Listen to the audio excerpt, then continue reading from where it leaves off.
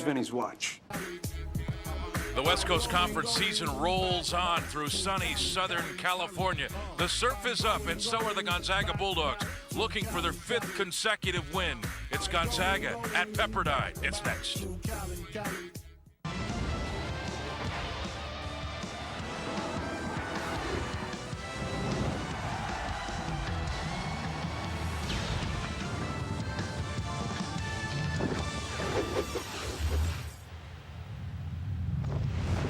Well, if you're watching from the inland Northwest, eat your heart out. Welcome to Malibu, California. Pepperdine hosting now number 23 Gonzaga at the Firestone Fieldhouse in Malibu. It's West Coast Conference basketball. It's nice to see everyone again. Greg Heister along with Craig Elo. And Craig, I think Gonzaga now, after losing 3 in a row, 4 of 5, they're looking for their 5th consecutive win here tonight. They seem to have turned things around. They really have, and their opponent tonight is a weaker opponent, so they're just going to have to, like what you said, put their foot down on their throats and start stomping. And there's a lot of reasons we can talk about Gonzaga's turnaround, but let's talk about sophomore Austin Daye. He's been absolutely phenomenal in this 5-game stretch. Yeah, 2 games that were phenomenal. Back-to-back 20-point games. You can see he averaged 22.5 points, 8 rebounds on 75% shooting, and it was a big 3-pointer in the Santa Clara game that helped GU get off to a great run, and the reward was being named West Coast Player of the Week. Now, Tom Asbury, he's back at the head coach position for Pepperdine. He was there through the early to mid-90s when Pepperdine, they were the standard in the West Coast Conference. They dominated. He's trying to get him back, but it's a youthful movement. He's got 4 freshmen in the starting lineup. Yeah, they are very young and inexperienced, but he says the one thing that you can always do is play defense. Well, he's got some good players to work with, and one of them is Michael Thompson. He's the brother of Klay Thompson at WSU. Michael Thompson, a really good swing man, 6'6", can shoot the ball from outside, loves to pick and pop. So the Zag's going to have to watch. He doesn't roll to the basket. He wants to shoot the ball from outside. And then Keon Bell, this young man plays the most minutes of any of the waves out there, but he comes off the bench to create spark and energy. So that's how he'll be used tonight. And, you know, not to rub it in, but we wanted to shoot this stand-up outside tonight because we know it's snowy and it's cold back in the inland Northwest. Well, it's almost 70 degrees here tonight in Southern California. We've got great basketball for you. It's Gonzaga, it's Pepperdine, one of the great rivalries in the history of the West Coast Conference. It's coming up next.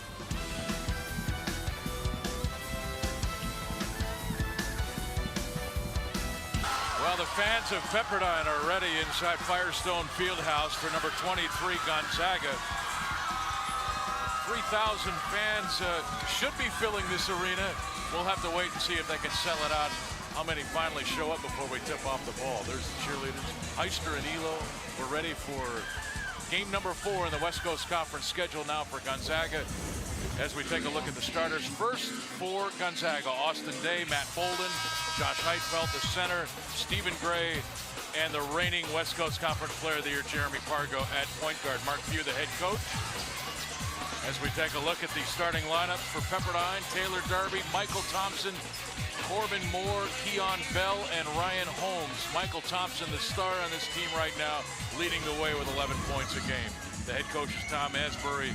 In his first season during this run, his 7th overall as the head coach at Pepperdine.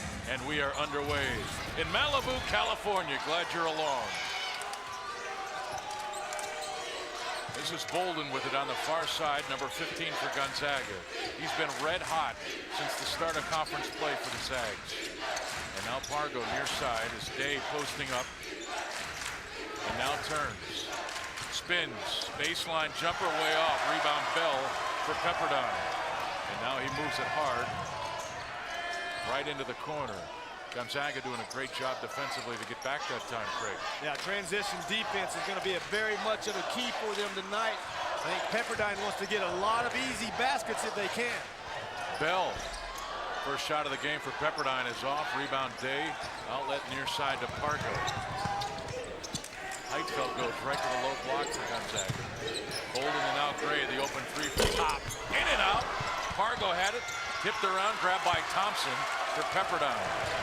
You know, with a young team, Greg, you're going to get a lot of energy in those, first 3-4 minutes. So the Pepperdine Waves doing a nice job matching Gonzaga's energy coming out of the blocks. This is Holmes for 3. That one's way off. It'll be Gonzaga basketball. Important for Pepperdine, though, Craig, to come out with this sort of energy, find out what Gonzaga team is going to show up, and see if they can just play through the energy. And who knows how long it could last if they can stay in the game early. Well, again, you're young. You're playing a team that has Gonzaga on their uniforms. You've heard about them your whole career, probably from high school on. Now you're getting an opportunity to play them. So, yeah, I would think you'd want to match energy in the game right now. Great feed, Bolden to Heitfeld.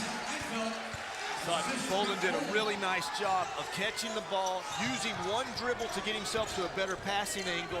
That's when you want to use your dribble. You want to improve your passing angle, release pressure. But Bolden that time used it to get a great angle to get a bounce pass into the post. Here's Thompson. Jump shot away. That's long.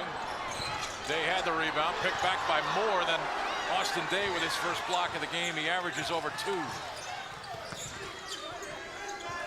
Matt Bolden with a dribble. Zags as a team, Greg, average 5.6, so 6 blocks a game. So it's going to be tough for Pepperdine to get shots off. And Gonzaga with the early 5-0 lead with the 3 ball by Josh Heitfeld. His percentage has fallen under 40%, but he's still such a unique player at 6'11", able to shoot from that spot. Yeah, and you know, really, he's 38% on the year, but 55% here. I mean, I'm looking at Austin Day. I'm sorry. Yeah, you're right. 0 for 4 in conference play so far. So he made his first 3-point field goal. Turnover there, Gonzaga basketball. Mark Few, 248 wins in his career now as the head coach at Gonzaga. Been at that school for 20 years. Now in his 10th season as the head coach. You know, through my whole NBA career, the longest place I was at was Cleveland for 7 years. Now I've been in Spokane for 10, so that doesn't even come close to what you just said. 20 years in one place. His roots are really deep down in Spokane. Heitfeld now with 5 points for Gonzaga. I'm sorry, Heitfeld with all 7 points for Gonzaga. Bolden. Great defense there by Gonzaga, and that's the different Zag team as they look up court. Heitfeld off to a tremendous start for Gonzaga. Well, zip Zags. Have we seen anything different from Gonzaga in the past? Josh Heitfeld's beat big guys down the floor on many occasions for the Zags, and again doing it tonight. And you're right, he's on the scoreboard all by himself. Bell drives. This is Moore. Back to Thompson. Long 3. Short.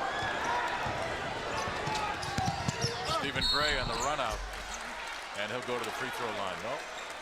Foul before the shot. Gonzaga basketball.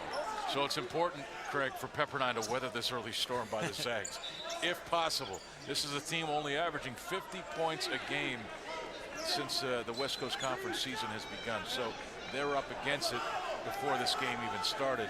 But it's important now. They're at home. They've got to protect this floor. Yeah, and with the lineup that he has out there, 3 freshmen, 1 senior and 1 sophomore. Coach Asbury, we got a good look at just a while ago, has decided not to call a timeout. Being a 9-0 run, he's going to let these guys try to get through it, play through it, try to learn through it. Skip pass to Gray. Day at the free throw line. Bolden from the wing. And Gonzaga leads at 12-zip. And this has been the problem for Pepperdine in all of their West Coast Conference games. Getting off the slow start, St. Mary's built huge leads in their win over Pepperdine and went on to win very big in that game. And this is an appropriate timeout. Coach Asbury has to find some offense in this game. As Arsenio Hall just walked into the arena here to watch this game. You recognized him, huh? Sure. He's hard to miss, but no, I totally agree with everything you just said. It's been an Achilles heel for Pepperdine. They're not a good offensive team. They shoot actually for the season below 40%. So you're not going to make a lot of shots. You got to find ways to get to make points. The best thing I can say is that he's come in, Coach Asbury's come in with a philosophy is as long as we can rebound and defend, we can be competitive in games. But right now, they're doing neither of that, right? It's 12-0 the Zags, so they're not defending on the other end.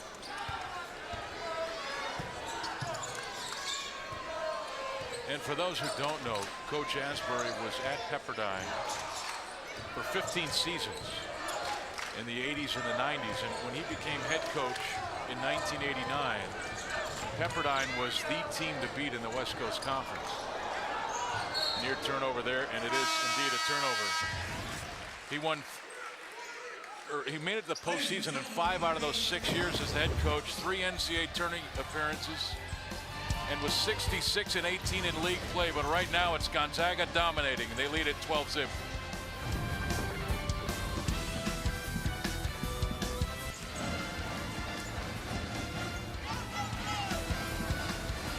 Gonzaga off to an early 12-zip lead as we look at one of the many beaches here in Southern California. It was 80 degrees a few days ago. We get almost 70 in clouds, but who's arguing? Josh Heitfeld off to a tremendous start already. 4 of 4 shooting, 1 of 1 from behind the arc. He's got 9 points, his career high there you look at. And Josh Heitfeld, Craig, has the ability to dominate the West Coast Conference. He should be the player of the year in this conference. He's that good. It'll be interesting to find out if that happens. Well, we've seen him in a variety of ways scoring tonight. Running the floor, he's also gotten a lob, and he's also stepped outside and hit from outside, and he's also made a post move. So a lot of ways scoring for Josh Heitfeld tonight. Day hits the jumper, 14-zip Gonzaga. This is Thompson to Bell. Defense late and coming. That should have fell, but it didn't. And now a foul inside on either Day or Heitfeld. This will be on Austin Day, his first. I got a little bit of a problem with where Pepperdine is shooting their shots. They're down 14-0 and they're shooting threes. You got to put the ball on the floor, and if you can't manufacture points from the outside, you better start manufacturing points from the inside. There's a turnover. Darby got his feet off the air or off the ground. And you know, another way to manufacture points is getting to the free throw line, where that's a high percentage shot, right? Dead ball, you're shooting 2. You got to draw fouls. But that's what's killing them right now, right there. 4 turnovers on possessions. This is a team that turns the ball over. They're young, Craig. I mean, that's simply a fact of life right now for Pepperdine. They're young. They're going to make a lot of mistakes. But look at the ball movement the Zags have right now. And Heitfeld with a chance for 3.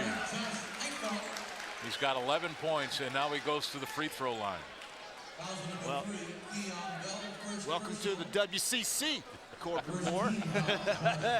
You're playing one of the best big guys in the league right now. In the country. In the country, I totally agree with you. And Josh is perfect. Everywhere. He is. Now we just got to get him an assist. Bell pushing the ball. Free throw line jumper, no good. Heitfeld with his 2nd rebound of the game. Right now, the Waves are in a 2-3 zone. They're really getting spread out with the way Gonzaga has the floor. And I tell you, the heart of the zone is right there at the free throw line. And I've seen the Zags get a bunch of passes in there. Matt Bolden with his first miss. And Ryan Holmes runs it down for Pepperdine. Now on offense.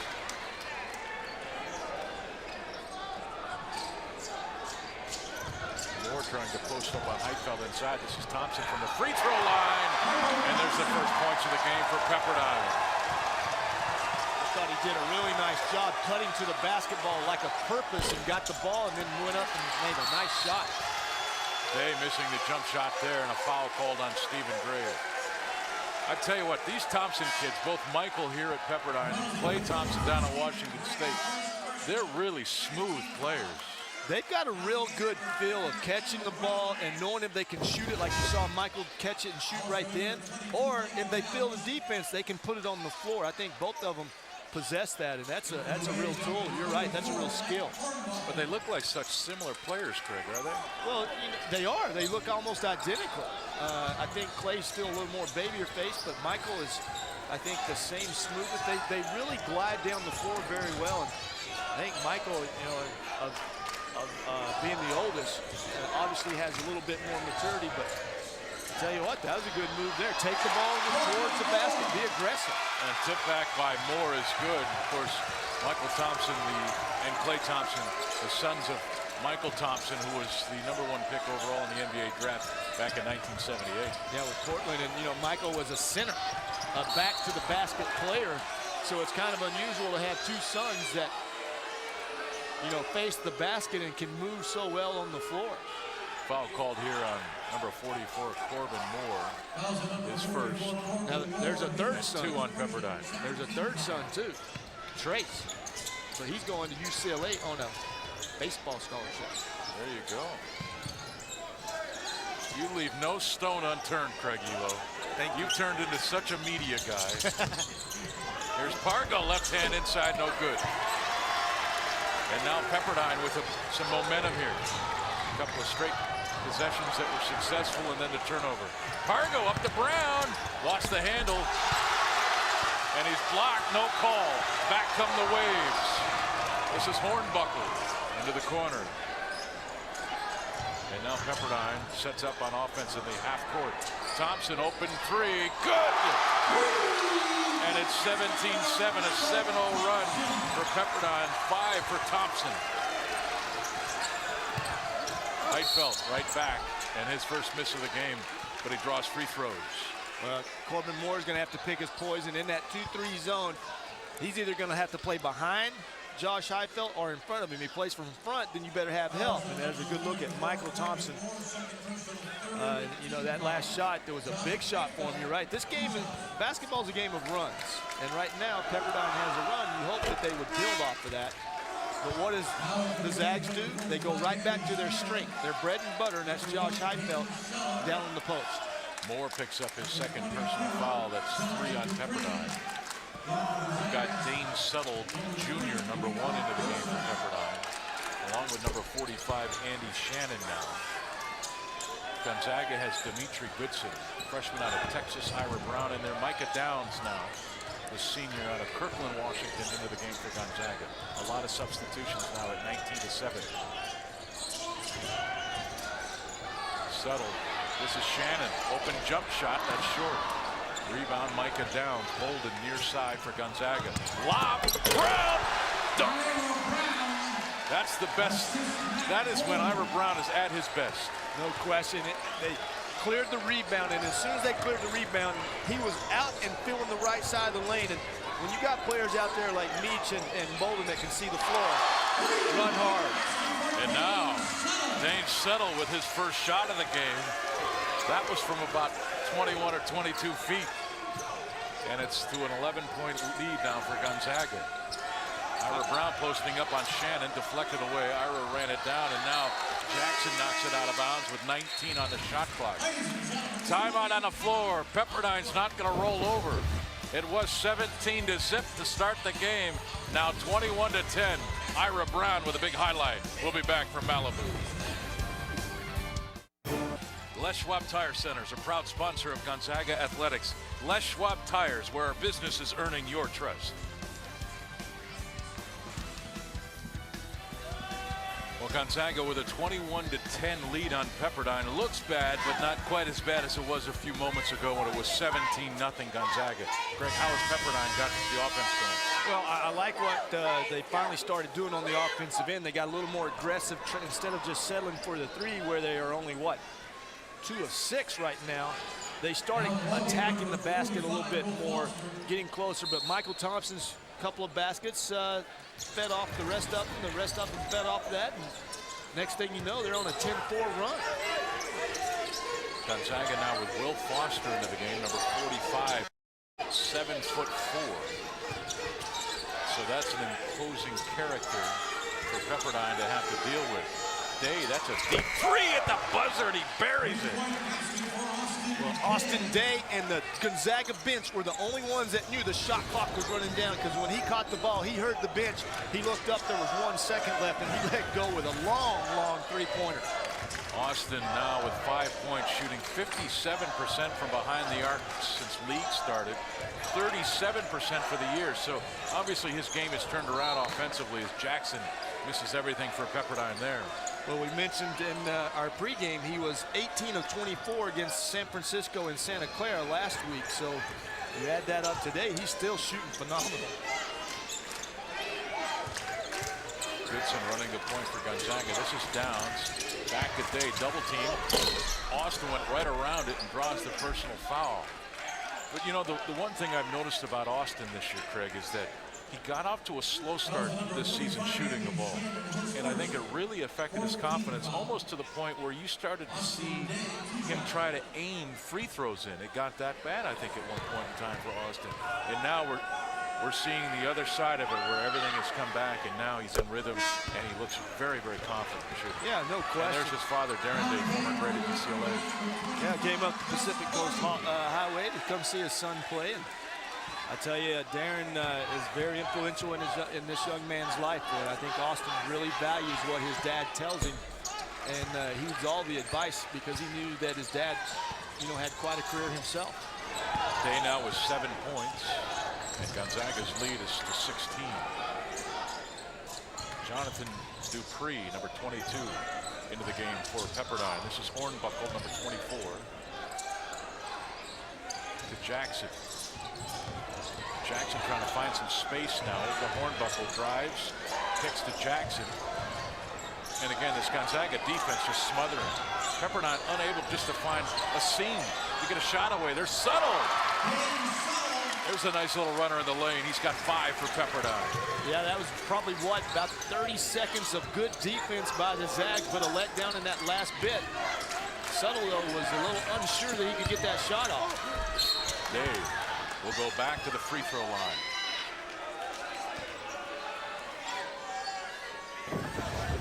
Dane Subtle Jr. out of Los Angeles, a freshman at 6'6", 205. Tough to defend a play like that when you can put the ball on the floor and get your own shot away. Well, you saw Austin Day run out there, and again, we talk about closeouts when you're going out to the wing. You want to make sure you stay on the ground, and I think Subtle did a little head and shoulders fake, got Austin off balance, and went right by him. But there was good rotation, and didn't look like Subtle had his feet set the way he wanted to. He wasn't square to the basket and threw in a shot. Stephen Gray in for Matt Bolden. And Day is perfect from the free throw line. He's 4 of 4. And he's got 9 points. Well, good scorers find ways to get lots of points, and right now Austin Day just not settling for outside shots or inside moves. He's getting to the foul line where you can pick up a lot of points. Hornbuckle falling away. Day with a rebound, outlet near side Goodson. And a turnover. Jackson back with it for Pepperdine with Hornbuckle. Left hand, and he draws the personal foul. Warren Jackson with a nice inside-out move with the same hand dribble. Fooled Meach on that one. Meach thought he was coming back to the middle. Watch this as he goes down. Got the inside out. You see that right there? Inside and brought it right back out and was able to get around Meach into the basket. Lauren Jackson, one of the many freshmen for Tom Asbury, averaging 8 points a game, almost 2 rebounds, almost 2 assists. Corbin Moore, number 44, back into the game for Pepperdine. We had a conversation earlier about how do you handle such fragile, being fragile freshman. You're going to take your lumps throughout the year, but he played a pretty tough non-conference schedule. And I like that. I think you teach kids more that way. And Bell with a jam for Pepperdine. So he takes it away and then takes it the distance, his first score of the game. And it's 28-16, back to 12. And that brings Bolden right off the bench for Gonzaga. This is Day down to the baseline, hit the side of the glass. Foster with it, and he merely lays it in for Gonzaga. He lays it in literally. Yeah, right place, right time. The ball came right to him off of Austin Day's hands. Jump shot from the corner, way off by Dupree. And Micah Downs with it for Gonzaga. That's Goodson, far side. Downs to Day. Back to Goodson. Back to Downs. The open 3. That's long. Jackson. Bell, deep 3. That was a quick shot. Yeah, and that's what the young man has to learn. Hey, you're 14 down. You can't go for a quick shot against a good team. You got to really work some offense. Tell you what, Bell is playing hard. We almost had another turnover there. Well, he's the top man in that 2-3 zone, so he can move around freely where he wants to. There's nobody that he's specifically guarding, so he's kind of sneaking up on people. Stephen Gray from 15 feet. That's short, got the rebound back. That's probably one thing Stephen needs to work on. Nice pass though. Foster missed the jam at 7'4". I think he grabbed the rim when the ball was not quite in, and by grabbing the rim and breaking it on the side, that made the ball pounce out. Dupree gets the goaltend. Will Foster went up, pinned it on the glass, but counted. As we take a look at Keon Bell with the steal and the flush at one end. And then Will Foster, point blank. Oh! 30-18. Walk right in, sit right down. Baby, let your hair hang down. It's time again for the Great Clips Great Haircut Sale, where all our haircuts are just $7.99. no coupons, no gimmicks, just an honest quality haircut for $7.99.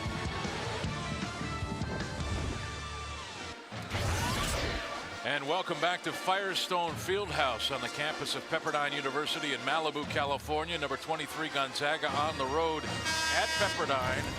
Greg Heister and Craig Elo here to witness a 17-0 start by Gonzaga. But since then, Pepperdine has outscored them 18-13, Craig. Well, we had a nice conversation with Coach Krause today. And Jerry Krause, and we talked about, but Josh Heupel started off with a bang, 9 straight points inside on a nice pass by Matt Bolden, another good lock and seal in the post-up play, and then bam, running the floor like he always does. 9 straight points for Josh, but since then, the Zags have pretty much played to the level of the Waves. And that's what we were talking with Dr. Krause about, was that you can't, if you're a good team, you can't play at the level of the team that you're playing against. Bolden now with 6 in his second hit from behind the arc. He's 2 of 3. 4 rebounds, 6 points for Matt Bolden. And now number 14, Rico Tucker. Another senior, one of the few for Pepperdine into the game for the Waves. Fell, the spin, missed it, left it short.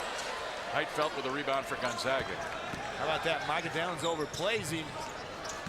In transition, Downs the 3 ball that's off, and Bell runs it down, having a heck of a game for Pepperdine, and then he's fouled on the push by Matt Bolden. And to finish my point, he makes a nice play after Micah goes for the steal, spins, but who's he spin right into? Jeremy Pargo. He spins away from Jeremy Pargo. This will be Bell, and he runs into who? Josh Heupel. So a nice job defensively by the Zags, covering for each other. Bolden's first foul, 3 on Gonzaga as Thompson goes hard to the rim, and Heitfeld takes the charge. Thompson picks up his first personal. That's 6 on Pepperdine. I like 13 to play for. I like that move, though. You know, don't settle for the outside shot. Try to get to the line. You know, and that time, Josh, he just blocked the shot the other time down, but this time he holds his ground and takes the charge. Gonzaga leading it by 15. Pargo thought about a lob to Micah Downs there. And then they go to Heitfeld. Looking for room, puts it up, no good. Day was over the back, no call. Somehow ended up with the ball. Bell stripped it away. Thompson on the floor with Downs. And possession arrow favors Pepperdine. Both teams playing hard on that possession. Yeah, we saw a lot of effort plays. I think Josh didn't realize that there was somebody behind him when he spun back out from the post move. He should have passed that ball, but went ahead and shot it, and by shooting it, Austin Day was right there for the rebound. But you like to see guys go after loose balls. Both two guys, Thompson and Downs, going on the floor. And actually, Craig, they called the foul on Micah Downs there, his first, as Bell got inside. So it was not a tie-up, it was a foul on Downs. That's 5 on Gonzaga now. Pargo with it. There's Day trying to go to Heitfeld. Tough pass to handle there, but Micah Downs runs it down for Gonzaga. That was a really tough pass to handle. Gonzaga just trying to go inside, and there's Austin Day earning a trip to the free throw line. A chance for 3.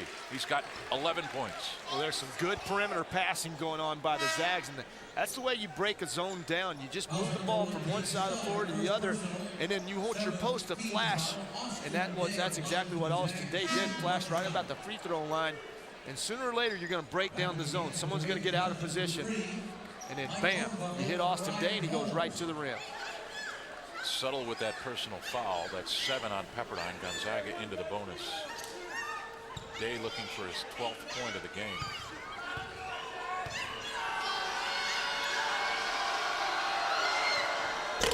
And his first miss from the free throw line. Now 4 of 5 is Austin Day.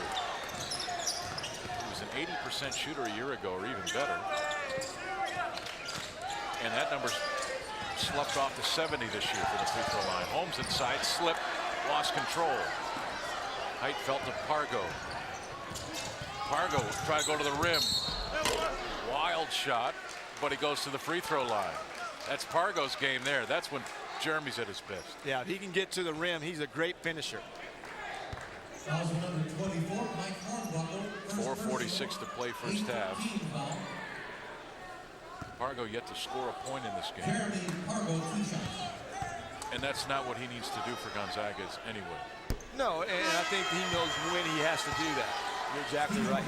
Well, add some excitement to your weekends by purchasing the Gonzaga Women's Basketball Weekend 4-pack for only $25. Call 509-313-6000 to reserve your seat today. Pargo missed them both. Gray with the offensive rebound. Pargo inside, kick out. Great play there by Hornbuckle, anticipating that pass out by Pargo. And now Thompson inside, kick to Hornbuckle, 3-ball. Good! Hornbuckle's first points of the game.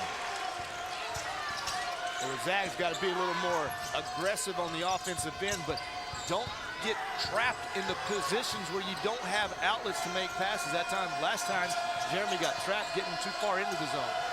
Great lob, Heitfeld. He had sealed the defender, Dupree, and that was an easy bucket. He's got 16. Yeah, their zone on the bottom there, Greg. It looks like all of them, the two wings get way out far, and it leaves the center by himself, and the ball's on one side. Josh locked and sealed the lower guy on the other side, and Bolden had a nice view of it. Pargo on Thompson, and Pargo picks up the personal foul. He doesn't like the call. And we've got a timeout. 3:47 to play first half. Gonzaga leading it by 16. KHQ, we'll get back to Spokane for a local news update. And we'll also have first half highlights and statistics. And all sorts of good things, I'm sure. Gonzaga with a 37-21 lead, up by 16. They started the game on a 17-0 run out. Yeah, I guess we can call it that. Sure. And since then, Pepperdine's played them pretty even. Well, do the math. 17-0. That's what I was trying to avoid. Oh, no. Okay. I'll put my skills to work then. Oh, geez. 21 to Texas, 20. Right? Yeah. Right now, right. Pepperdine would be ahead. But that's not how they do the game. So it's a 37-21 lead. Thompson misses the free throw. Thompson, an 85% free throw shooter. So he's got a great stroke. He makes 1 of 2. A sophomore out of Ladera Ranch, California. You see the three guys on the baseline. That's why I'm talking about the zone so spread out. That's why Josh can lock and seal like you see him on that opportunity right there. Downs misses the shot inside. I tell you, this Keon Bell is a really active player for a freshman. Thompson missed the shot. Rebound cleared Heitfeld. Josh with great position on that rebound. Sealed off Bell. And now he's inside with a little jump hook. Left that short, tipped around. Bell with it for Pepperdine. I tell you, this kid is everywhere for the Waves. Well, normally he doesn't start. He usually gets his energy coming off the bench. Tonight he was able to start against the Zags.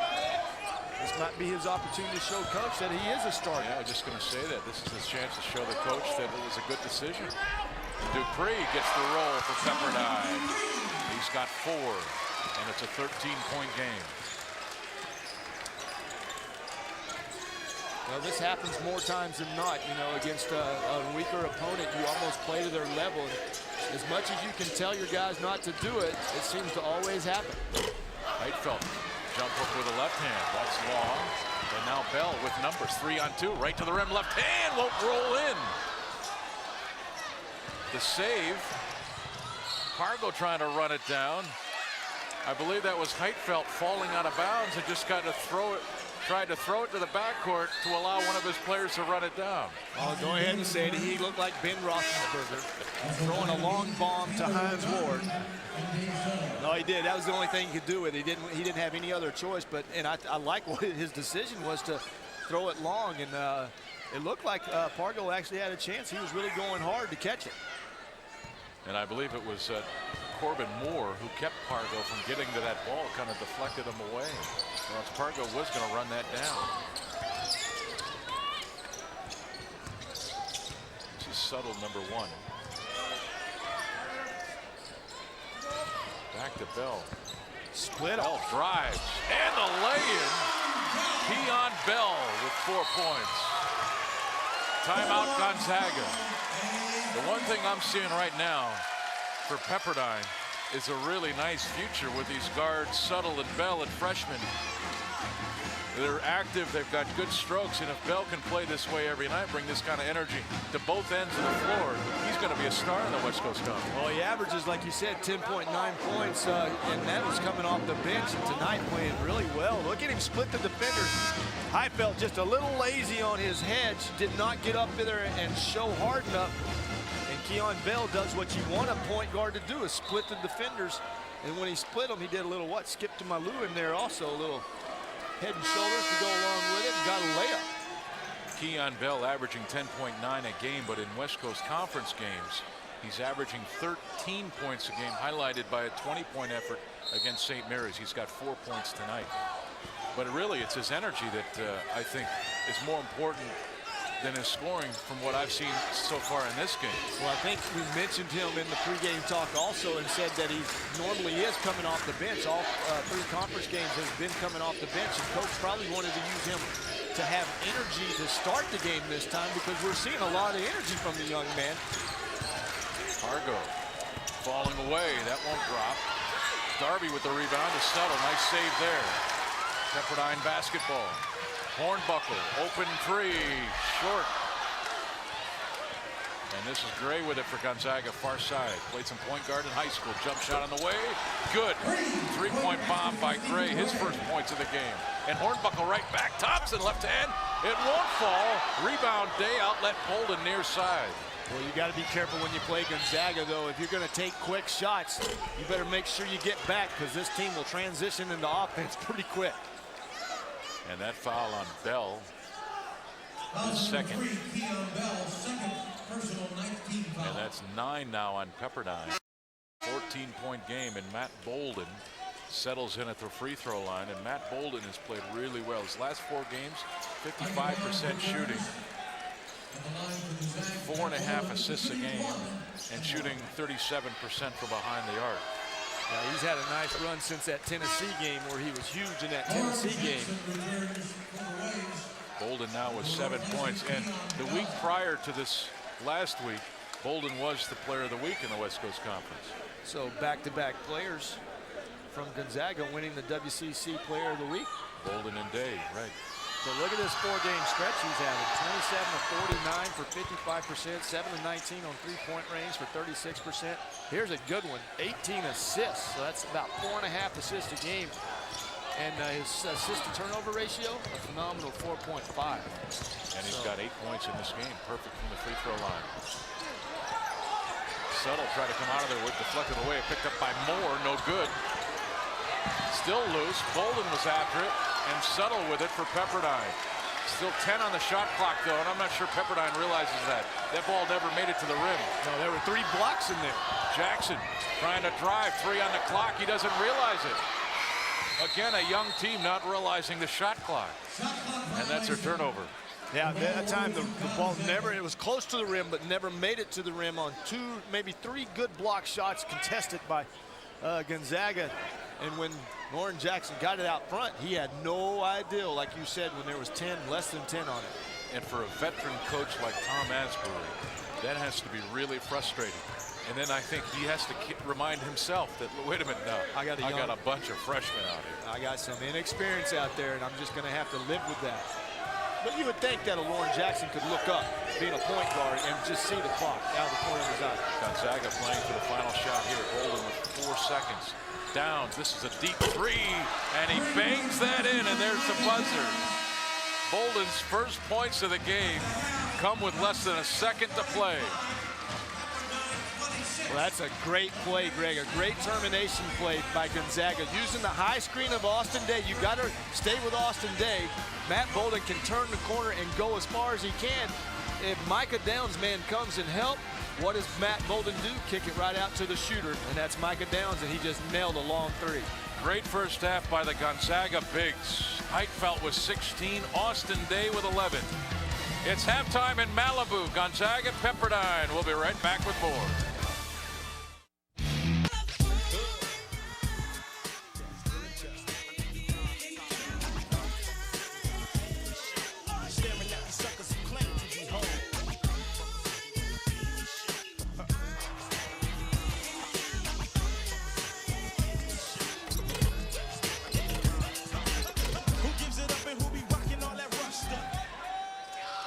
And welcome back. Greg Heister and Craig Elo. We're about to begin the second half here at Firestone Fieldhouse between Gonzaga and Pepperdine. Heitfeld leading the way with 16 points for Pepperdine. It's Michael Thompson with 6. Day with a big first half as well with 11 points. That was interesting. We met Michael Thompson's mother, Julie Thompson, just before the game, and she said that Austin and Michael and Clay all grew up together, playing together. And that time, Austin was guarding Michael on the out-of-bounds play and asking him probably how his mom was doing. Just joining us, Michael Thompson, the brother of Clay Thompson, who is going to be a star in the future down at Washington State. There's Bell with it. Got it to Hornbuckle. Here's Thompson, number 15, with it now, dribbling with the left hand. Is there such a thing as Valley boys? You know, there are Valley girls. They're all from the Valley, right? I don't think so, Craig. I don't think there's any such thing as the Valley boys. Valley men. Bell with 5 on the clock, and he finds the bottom of the rim. Well, Gonzaga has kept the Waves at arm's distance, but, you know, ever so often they come up with a big play. Bell coming out, knocking down a 3 right off the bat for the Waves. We'll see how Gonzaga responds to it. Bell with 7. Corbin Moore just picked up his 3rd personal foul. First of the half for Pepperdine. There's Gray from the corner on the inbound. That shot's off. Bell with the rebound for Pepperdine. Look at him go. He's got Moore and Hornbuckle with him. But instead, he just pops it in from about 15 feet away. So Bell opens up the second half with 5. And now the turnover. Skip pass, here's Hornbuckle.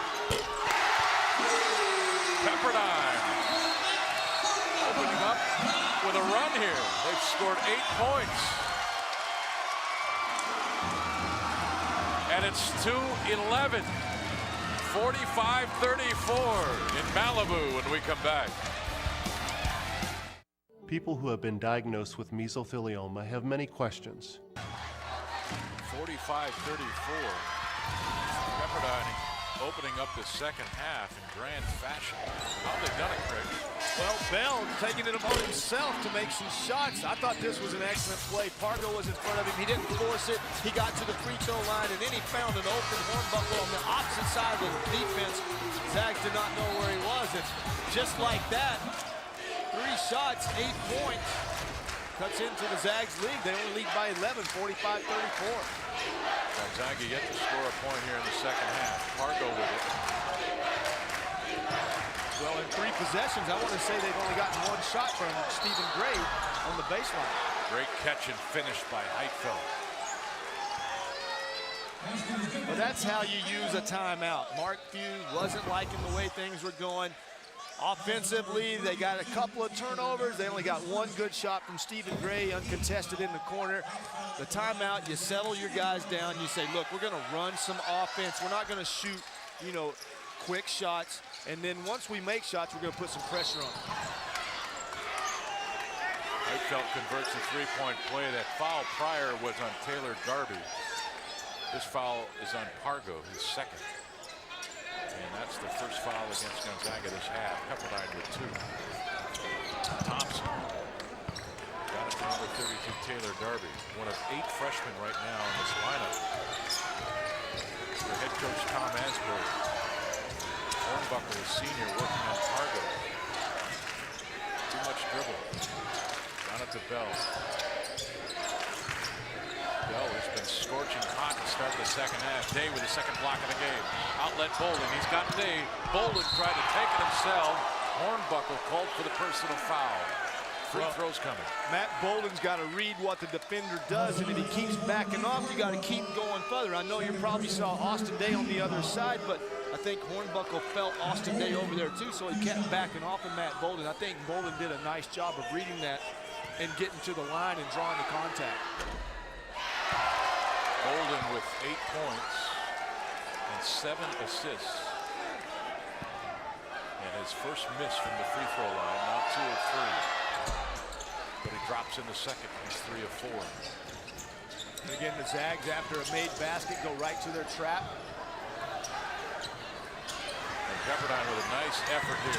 Hornbuckle, the open 3 in transition. He's got 9. Now see, I'm a fan of that. I'm a fan of if a team presses, you punish them some way, right? Hornbuckle got the ball up the floor. It was a 2-on-1.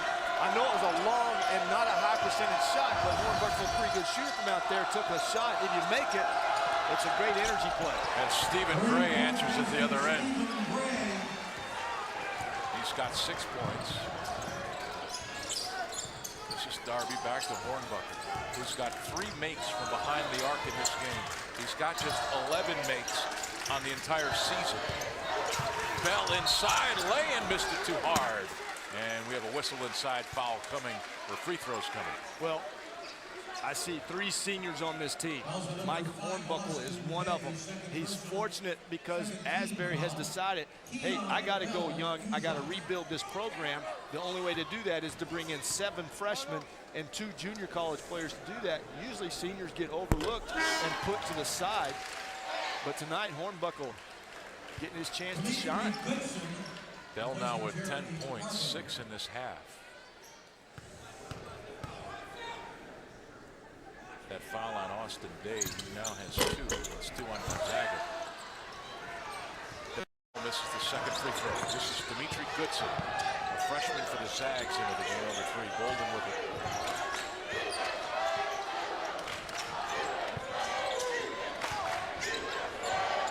This is Gray. Skip past Bolden.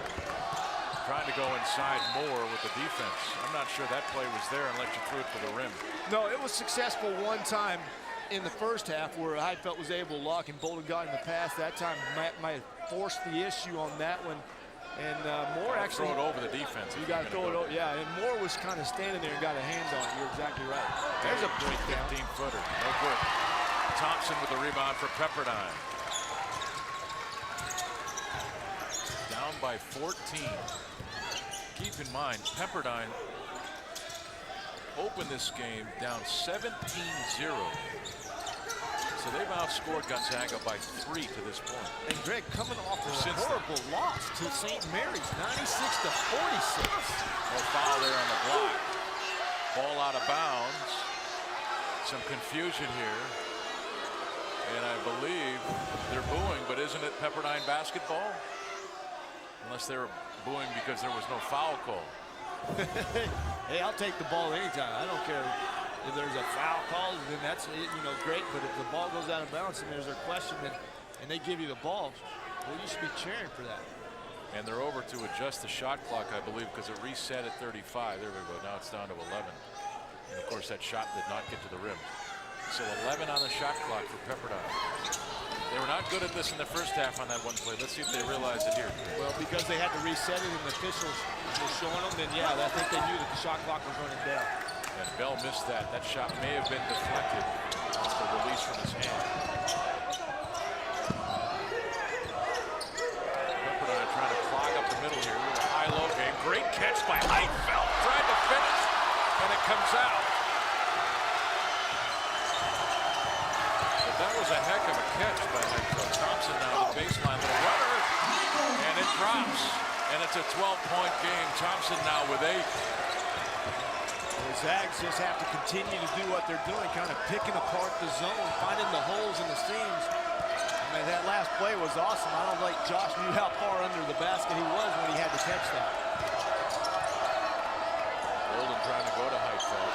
Corbin Moore is there defensively. Ball in the corner. This is Goodson. 0 for 3 from 3 this season. Heitfeld with a putback.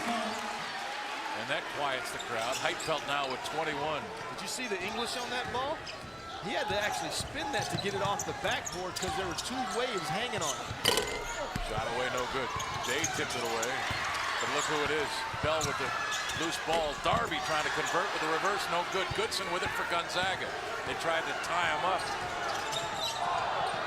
And this is Gray. That's long.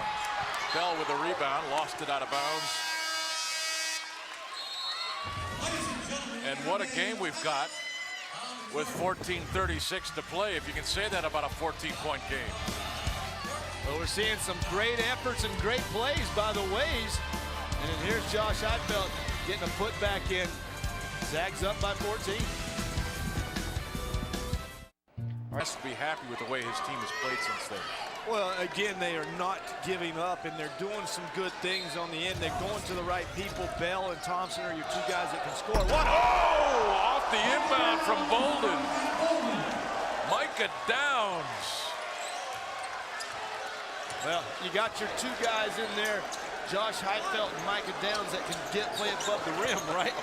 Why not just throw it up there? And that's exactly what Matt Bolden did. And look at this, he's slowly creeping up on the assist to turnover ratio on Jeremy. He's at 1.96, so Jeremy better watch it. Downs now with 5 points. Thompson with 5 on the shot clock, driving on Downs. That ball may have been deflected. Rebound by Heitfeld. And here's Bolden, far side. Into the corner to Gray.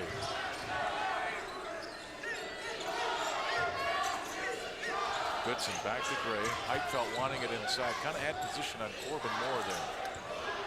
Kind of like this lineup that Coach Fuse got out there. A lot of speed and a lot of aggressiveness on the perimeter with Josh kind of going from block to block. And Bell took it away from Bolden.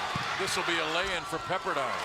Took it away from behind Craig. He's got 12. Well, he's out of energy because he's expended so much. The first half we saw him play above the rim after he stole that one. That's how he just lays it in because he's, And another pick. And the foul here on Goodson. No, they give it to Bell.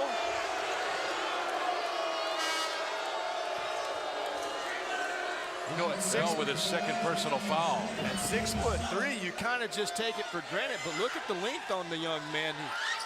I think you give the foul to Goodson there, Craig. That's a tough call. I think the official was trailing and he couldn't see it. Well, he didn't call the foul in the initial strip. It was when they were chasing the loose ball. Yeah, and Meach was trying to keep him off, and I think Bell had just as much right that loose ball as anybody. Heitfeld to Goodson, who lays it in along the baseline. Goodson's first points of the game, and it's back to 16. This is Dupree inside, working on Downs, lost it out of bounds, and it stays with Pepperdine. And Austin Day checking back in, and Dimitri Goodson going to the bench.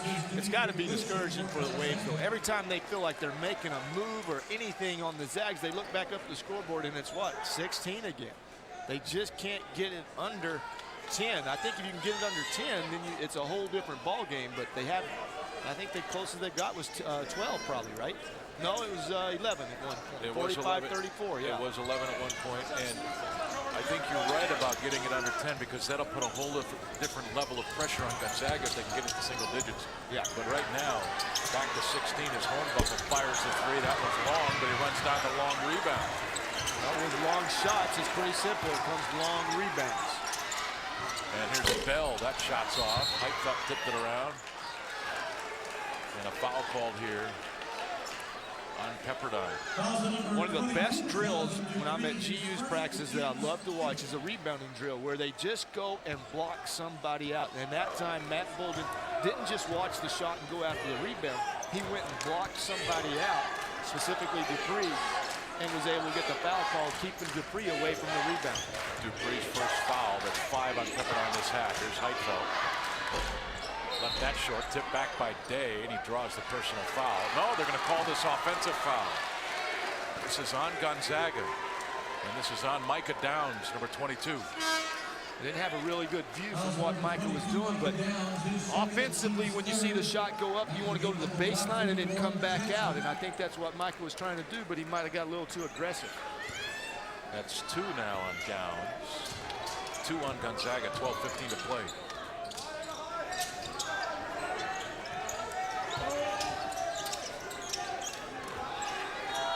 Right now, Gonzaga's bench has got to really step up. They're being outscored 20-7 by Pepperdine's bench. Dupree. Jackson, number 20. He'll shoot the 3. That one's off, right side of the rim. Flying in there for the rebound is Settle, and now Dane Settle will go to the free throw line. This is Dane Settle Jr. We'll tell you more about that story when we come back. Off the inbound play. Look at the lock and load from Micah Downs, and Gonzaga leads it by 16. Hi. 58-42. And those of a certain generation will know who that man is. Arsenio Hall. Remember the show, the talk show you had at night? Once the king of nightlife. That's right. Yeah. Of course, he must live in the Malibu area and comes to a lot of the Pepperdine games. He's a smart man. He lived in Cleveland, so he made a great move out to He was Malibu. a Clevelander. Yeah. And what I found very interesting as we look at the West Coast Conference standings, Craig, is that when you talked to him, he didn't know who you were. Nope. I didn't have the mullet. Not everybody knows who Elo is. He didn't recognize me without the mullet. Hey, look, as we watch Settle's free throws, look at the standings in the West Coast Conference. St. Mary's and San Diego playing right now, and that score a minute ago was 41-17, St. Mary's leading. So unless that score changes dramatically, San Diego could be headed towards their first loss in West Coast Conference play.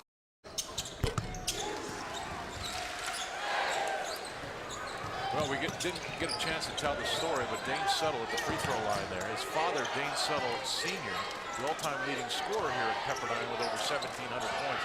Played in the NBA for the Kansas City Kings. Day with 2 more for Pepperdine. Well, back in that day, it was the Kansas City Omaha Kings. Back in your day, should we say? Yeah. I played in Omaha and Kansas City. They had 2 homes. And now are the Sacramento Kings. 13 points for Austin Day.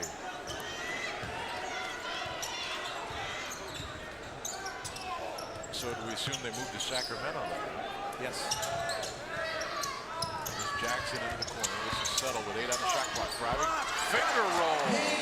The scoop shot. I bet his dad had a shot like that in the Arsenal. That was a That's very kinda old fine school. move. Yeah, that was, didn't lose composure. He stayed under control and suddenly went to the basket. Look at the fake by Bolden. And a little quick burst to the rim. Matt's done that all year long. He's gotten to the rim as well as anybody in his ag uniform. He's really good at putting the ball on the floor and picking his spots. Bolden now with 11.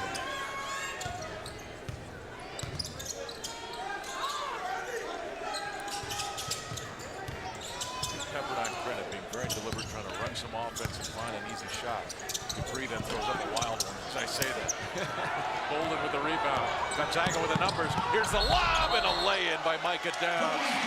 And they call the foul on Matt Bolden, who limps away. You got to put the brakes on after you throw the pass, and Matt wasn't able to put the brakes on. You either put the brakes on because the defender decided to not guard the man going to the basket. He decided to guard the ball, which Matt Bolden had. And Matt could have slid away from him, jumped over him, put the brakes on, anything, but he didn't. Ran right over the defender, and the official was standing right there. Bolden with his second personal foul, and he hurt something on that play. That was quite a collision. I mean, he was going hard and strong. This is Bell. Settle with Day out there defending, the double team coming, leaving Moore open. And Downs with a rebound. know, the Waves can't mess around when they get the Zags get the rebound, get back. They were poking at the ball down there because if you don't get back in transition defense, Gonzaga will pick you apart, just like Jeremy Pargo found Matt Bolden standing there wide open. And Bolden with 14 points. Bounce pass. Jackson way in. Pepperdine. Nice play by Bell. Well, Jeremy got caught watching. He was watching. He was actually guarding Jackson on the wing. He watched Bell turn the corner, and when he did that, Jackson cut right behind his head what he wanted the player to do, and Bell delivered with a nice pass. So you always got to see your man and the ball, and if you lose sight of your man, things like that will happen. Day. Shot fake, drives, missed the shot, got it, rebound back, knocked out of there by Moore, I believe. Shot away, no good.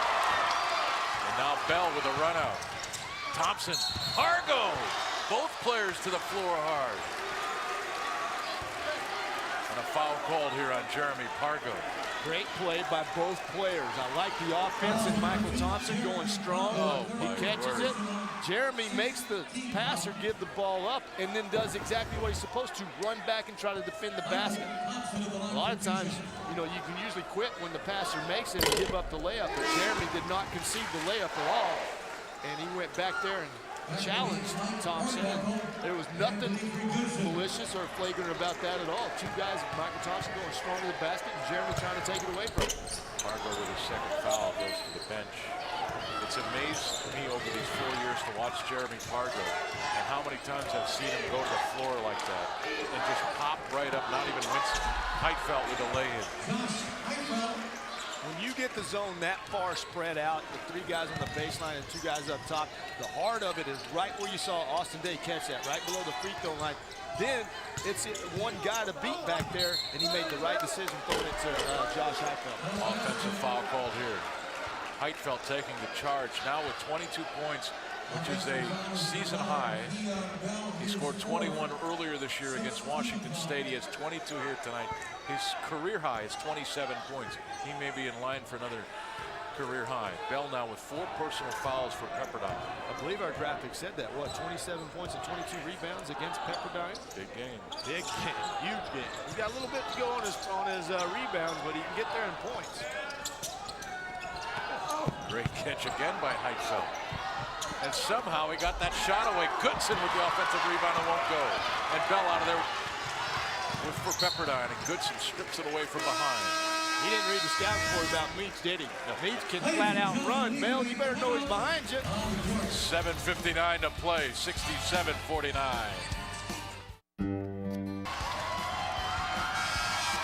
Well, the fans have a lot to be excited about down here at Pepperdine. A new era began when Tom Asbury took over, started recruiting in February, and built this team. A lot of freshmen, 8 freshmen right now on the roster that is eligible to play. But, you know, this is the second stint. He was here for 15 seasons in the 80s and the early 90s, 6 of which he was the head coach, 125 wins, finished no worse than second in his 6 seasons as head coach, compiled a league record of 66-18, and won 3 WCC tournament titles under Asbury. Got to the NCAA tournament 3 times. He built a winner back then, and this university is hoping he can do it again. Dupree with the miss. And by the looks of it, Craig, and remember now, he got going in the recruiting season way late a year ago. Sure did. And he was able to go out and find some pretty darn good-looking freshmen to play. You know, I was lucky that I came with our director yesterday to the campus and look over the campus, and I tell you, how could you not recruit here with the ocean in your sights? Now the gym is their only thing that probably is a bad recruiting tool. I mean, it's an old gym, Firestone Fieldhouse. It's got a lot of character in it, but it still is not a premier type of a gym. But I think you can recruit based on tradition. And Tom was here, Coach Asbury was here when Herrick was here. He was an assistant there. They built a program. They got 12 NCAA appearances. That's one more than Gonzaga right now. And so, I mean, I think you can build on the tradition. Like I said, the school itself is beautiful. The education is a great education here. And you're located just south of LA or north of LA.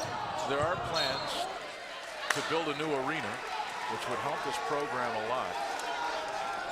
But of course, they're still dealing with Vance Wahlberg, who his mid-season resignation kind of really put this program again a year behind. So credit this coaching staff for being able to go out and find some players to fill spots, but they're competitive players. Thompson somehow got inside. That may have been tipped back and in by Micah Downs. Well, again, Michael Thompson doing what he's supposed to do. You don't just settle for outside shots all the time. Sometimes you got to be aggressive, put the ball on the deck, and go to the rim. Heitfeld with a pass to Downs. Great vision by the big fella.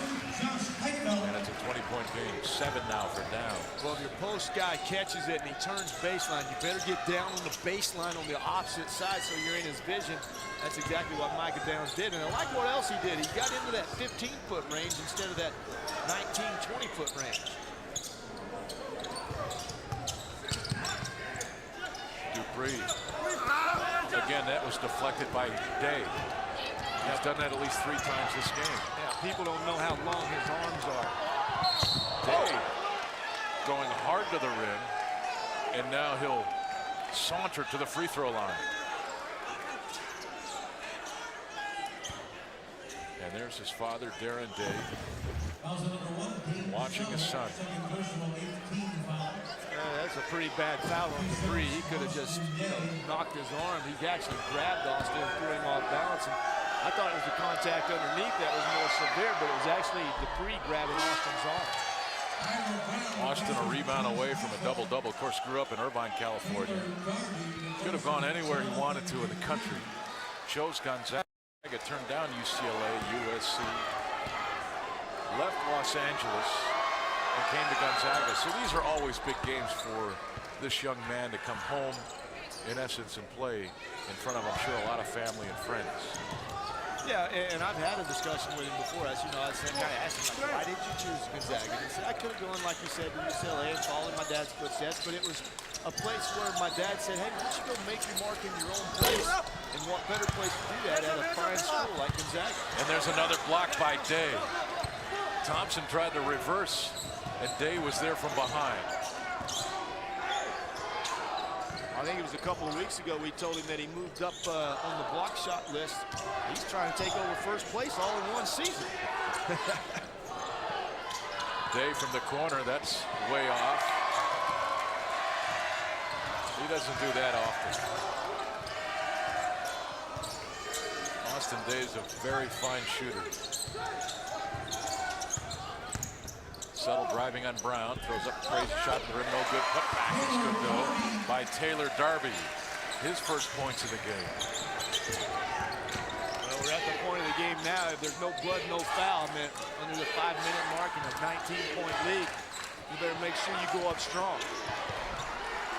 And there's Micah Downs with a strong move. Well, once you catch the ball in the middle of the paint and you can draw 2 defenders, the open place is on the baseline, and that's exactly where Micah Downs went. Austin Day delivers a nice pass. You think he's just a shooter and a scorer? He's got assists. And Corbin Moore with a personal foul here, and this is number 8, number 9 on Pepperdine.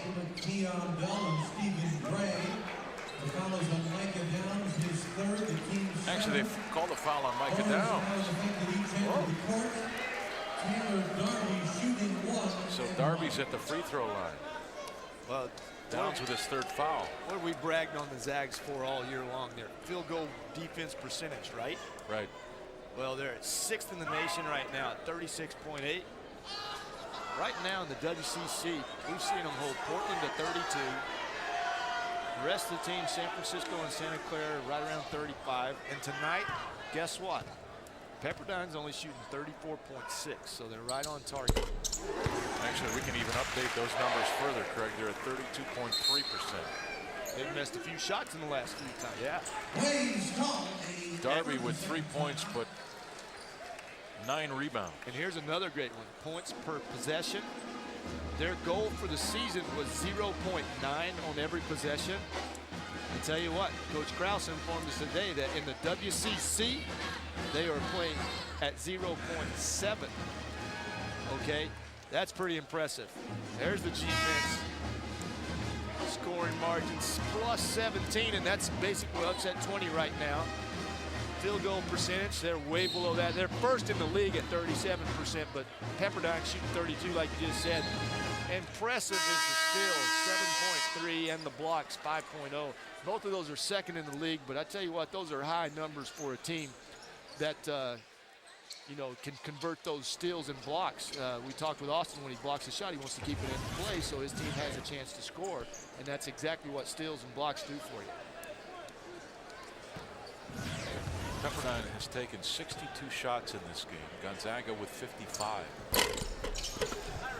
Darby can't hit the second. Rebound, Ira Brown. Under 5 minutes now to play. Gonzaga leading by 20. There's Austin Day. Good strong move right at Moore. It was that kind of lull to sleep kind of thing and then explode to the rim that got him the basket. I think Pepperdine's defense just kind of gave up on it. Day now with 16.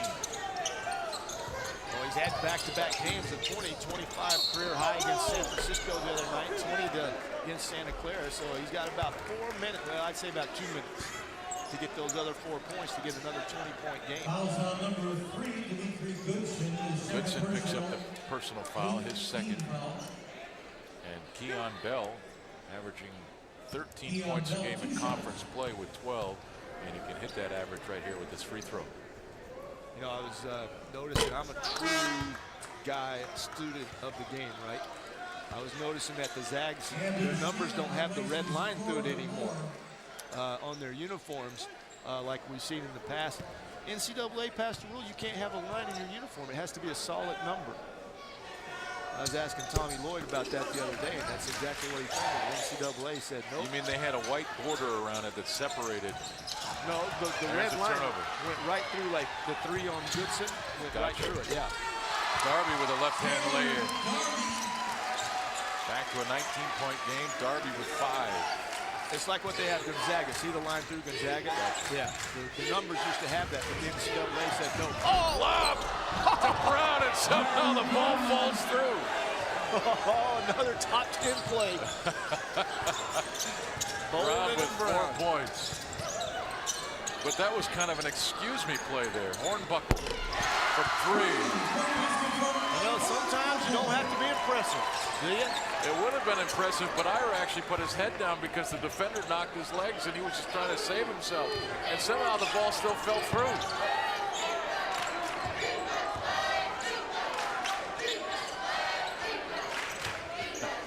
That was something to look at. He's going to do something special here in a minute. He's gotten up too high a couple of times tonight. You're feeling it, huh? I'm feeling it. Bolden for 3. That shot's off. Darby with the rebound for Pepperdine to Hornbuckle. Hornbuckle having a nice game for Pepperdine. Missed the lay-in. Tough shot, though. And then runs down the rebound. New shot clock. Nearing the 3-minute mark in Malibu. Bell to Darby. Day not giving him any ground. Forced him to that little fall-away jump hook. That was super defense by Day. He held on the drive, and then he rushed back to his man who shot the basketball and contested it. He's already blocked a bunch of shots tonight, so it's going to make it a tough shot for Darby to even try. Day left that short. There's Bell with another rebound. It looked like he really wanted to shoot that when he was wide open. I think he turned and he made a couple of passes. And the turnover by Keon Bell. But he's got 10 rebounds. And we'll take another look at this play. Bolden to Ira Brown. Whoops. But it counts 78-60.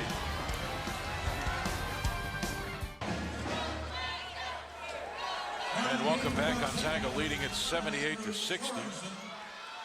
Trying to get to 4-0 in the West Coast Conference. And Josh Heitfeld, tonight's group, helped find more minutes, impact player of the game. He's got 25 points, 9 boards. He's 1 board away from his 9th career double-double. There is nothing like a great game to get your blood pumping. Group Health Cooperative provides fans that exercise. Like cheering for the Zags is the key to healthier living. Group Health, proud sponsor of the Gonzaga Bulldogs. Greg Heitfeld got it going early and then played well the entire game. Yeah, and you can see there his career high, 27 points here at Pepperdine and 25 tonight. So he's very comfortable in this little gym and playing here. And I think Had a really nice start for the Zags, and then it kind of got complacent. You know, it kind of got stagnant a little bit. They let Pepperdine hang around, but Josh really put his thumbprint on this game. Great, skip pass to Goodson. He drives, hangs, in and out. Bell runs it down in the corner. Bell with his own, also with a double-double, and there's Thompson with a deep three. He's got 14 timeout called with 2 minutes to play. And it's at 15. Well, I love kind of when you come into a situation like Coach Asbury came into, where it was a really wavy ride. No pun intended, but wavy ride. You're so clever. I mean, he comes up here with this is, can lightning strike twice? Can history repeat itself? Can you ever go back home? Can you ever capture the magic? He's yes, yes, yes, yes, yes. I like the attitude. You got to change the attitude if you're going to change the culture of the place. There's the upcoming schedule for Gonzaga. We've got the game Saturday night against Loyola Marymount down here in Los Angeles. And then they return home for the biggest weekend to this point in this season, where they've got San Diego and St. Mary's coming into Spokane next week. Very, very important. We don't have that St. Mary's game, but I got 2 tickets on Craigslist if you need them. On Craigslist? Yeah. Craigslist. You're selling them? Oh, no, you're. Oh, my gosh. Come on. No pun intended. Yeah, no pun intended. Gray trying to get the ball back. Bell now with it for Pepperdine. Under 2 to play. This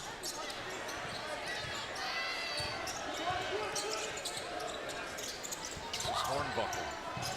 Back to Bell. This is the shot for 3. Front of the rim, no good. Got it back. Left hand is good. And it's a 13-point game with 1:22 to play. He's got 15. Sorensen trying to inbound it. Got it to Goodson. Goodson.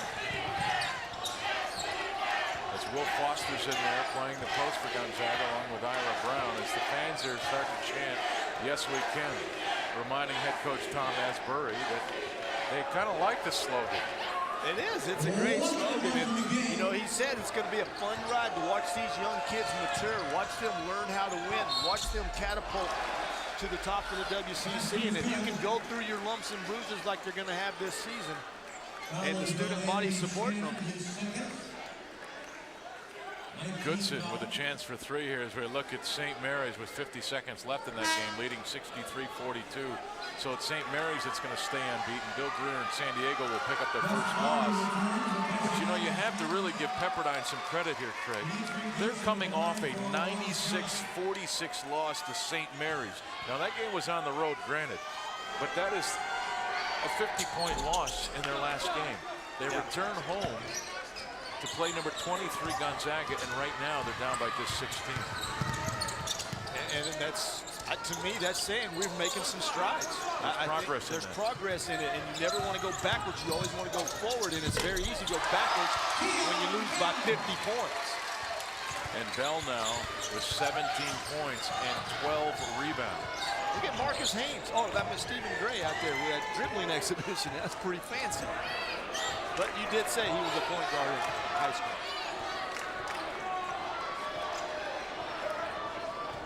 So there's about, I don't know, 3 or 4 seconds differential between the 2 clocks. So Goodson will stay out there as long as he can. Trying to drain the clock. Pepperdine just happy with allowing him to do that. And then he gets to the rim with the left hand. Missed it. Oh, the put back by Ira Brown on the tip jam. And the big grin by the big fella. And it's 83-67. Bell with the other end spin. Foster with his second goaltending call of the game. See, I'm prophetic. I said he was going to do something special. I'm taking all the credit. You are kind of. That's the end of the game. 83-69. And Coach Few, of course, with a lot of respect for what he just saw in this game. This Pepperdine program is far different than the Pepperdine team that we saw a year ago, Craig. Yeah, much more disciplined, much more stable, and it looks like the guys don't quit and they give good efforts the whole time, and that's what you want. I mean, it's going to be a young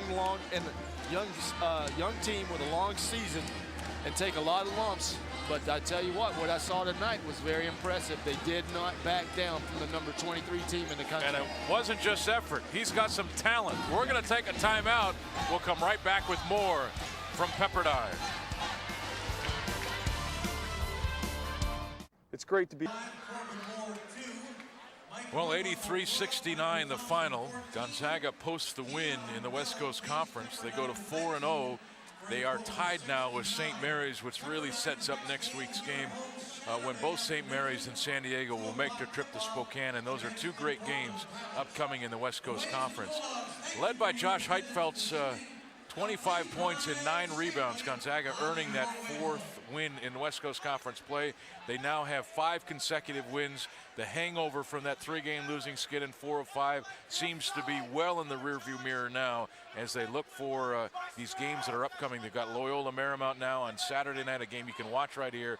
And then next week, those games are very pivotal when we look down the road in the West Coast Conference. St. Mary's and San Diego coming in to play Gonzaga, and of course you got to protect the home court advantage, and Gonzaga will look to do that, where they've only lost 3 games now in 5 years inside that building.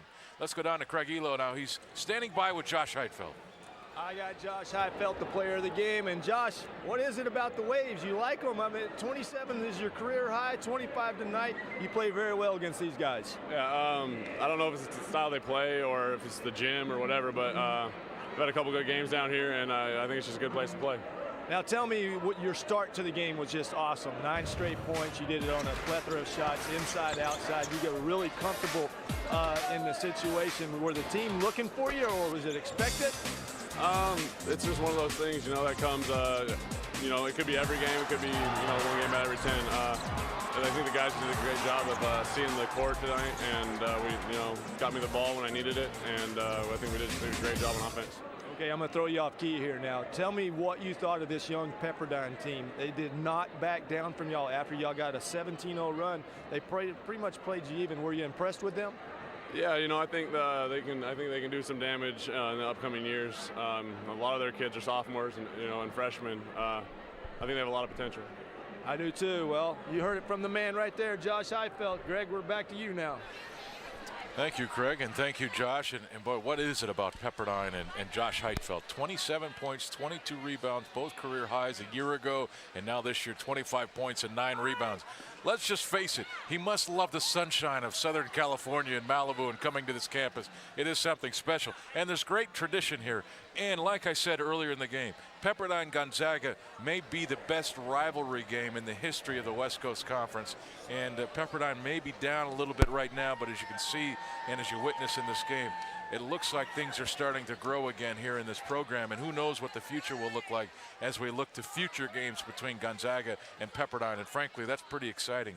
You want those great rivalry games as we look at Darren Day, the father of Gonzaga great Austin Day now. Of course, Darren played at UCLA, played in the NBA a little bit, played a lot of years in Europe, but Craig, as I look at the numbers, Craig, Gonzaga shooting 47.6%, and you've got another team well under 40 is Pepperdine at 36.6, but really it's the rebounding margin that, frankly, it's not good enough for Gonzaga. They're 43-40 against a team that they're much larger than. That's something I know that this coaching staff has taken a lot of pride in over the last decade, is that we shoot free throws on the road and we out-rebound our opponents, and that hasn't been the case all year for Gonzaga. Yeah, those two areas are very crucial, I think, when you're on the road. You got to win the rebounding war, and you got to get points from another way other than just your offense, and that's where you do it by going to the free throw line. But I agree with you, 42 rebounds to 38. It's got to be a bigger differential with a team that's a lot smaller than you. I don't mean to interrupt you, but